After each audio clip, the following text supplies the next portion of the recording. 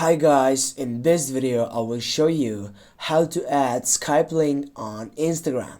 Firstly, get up into your Skype section, just tap on your profile icon to get up into your main point of it.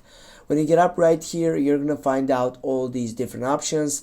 Now what you need to do, you need simply to tap again on your, not here, get back, go on your upper side just to get up into your Skype profile and then go for share profile, go copy to clipboard.